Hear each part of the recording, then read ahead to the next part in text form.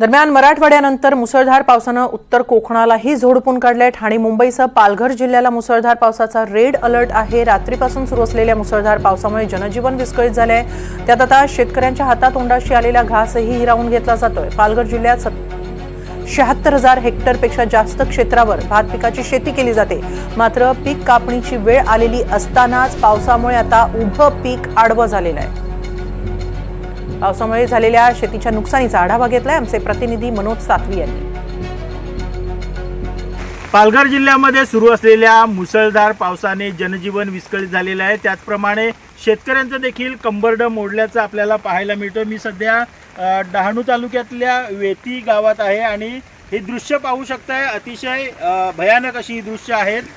जो 3 महिने शेतकऱ्यांनी काबाड कष्ट करून हे लावलेलं शेत होतं ते आता त्याला धान आलेलं होतं आणि ही कणसं आपण पाहू शकताय। मात्र जिल्ह्यात रेड अलर्ट आहे आणि रात्रीपासून सुरू असलेल्या मुसळधार पावसाने ही शेताची ही अवस्था करून टाकलेली आहे।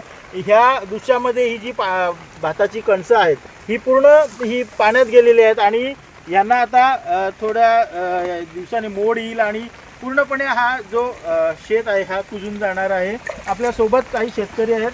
दादा काय सांगशील कशा पद्धतीचं हे नुकसान झालंय? नुकसान ते पाण्यामुळे झाले।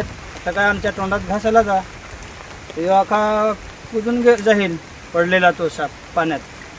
तर याच्यासाठी आम्हाला काहीतरी सरकारकडून भरपाई पाहिजे होती। दरवर्षी या वेळेला साधारण भात कापणीची वेळ असते आणि आता पाऊस पडतोय। हां, तर या टायमाला तर आम्ही भात कापत म्हणजे अर्धा भात कापून व्हायचं असं पाऊस नाही आला तर आम्ही कसं तरी आमचं एवढा आम्ही विमा काढतो, विमा भेटत नाही काय नाही ना, आम्ही विकत भात आणतो आहे। ते भात पण कमीत कमी 100 रुपये किलो भात पडतो आहे आणि एवढी नुकसान होते आम्हाला विकत घ्यायला।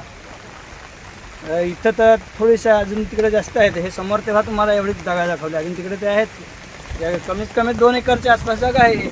नक्कीच हे तुम्ही प्राथमिक दृश्य बघू शकता। मात्र जिल्ह्यात मोठ्या प्रमाणात पालघर जिल्ह्यामध्ये जवळपास 76,000 हेक्टरपेक्षा जास्त भातशेती केली जाते।